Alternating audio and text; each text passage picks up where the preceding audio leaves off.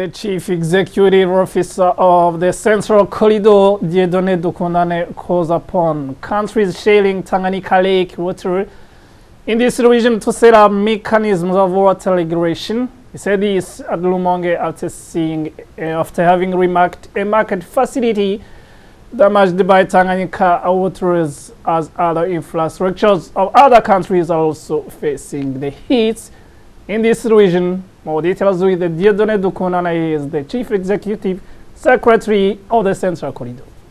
Here to witness this problem where market facility is completely underwater, and this is a global problem within the four riparian countries of the lake.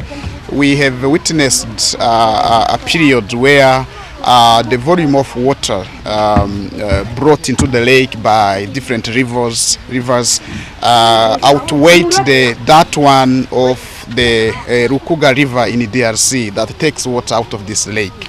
Now, when you have a situation like that, it means that the volumes of the waters within the lake increases, and that is why you can see many people keep losing their properties and assets across or near the lake. Now, in the past years, the four riparian countries have had come together and put a dam there in Karemi in the DRC to try as much as possible to ensure that the amount of water that comes into the lake equals the one that goes out of it.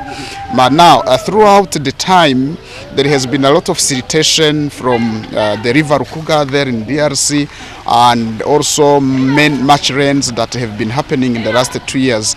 And this now made it that the waters that are being taken out of the lake by this only one river in Karemi are less below the volumes of the water that many hundreds of rivers across the region bring into the lake.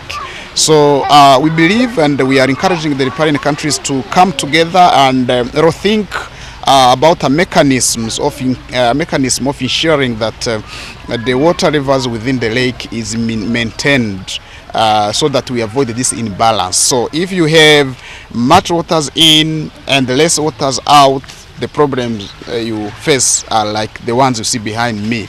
And on the other side as well, if you have less water in and much water out, then you have the facilities like the ports around the lake which can no longer make business. So it's a collective, it's a regional, it's an international problem, and the